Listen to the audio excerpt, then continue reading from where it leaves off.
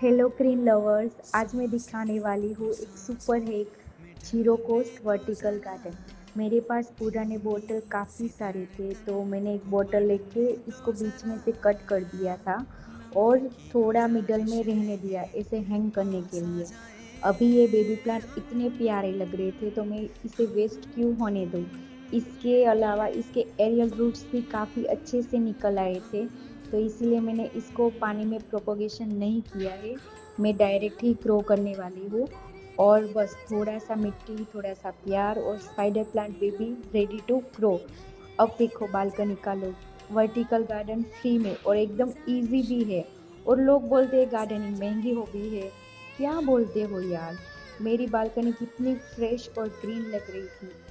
तो दोस्तों, जब भी आपके पास स्पाइडर प्लांट के बेबी आए, उनके लिए नया घर बोतल से बनाए। नेचर भी खुश, माँ भी खुश।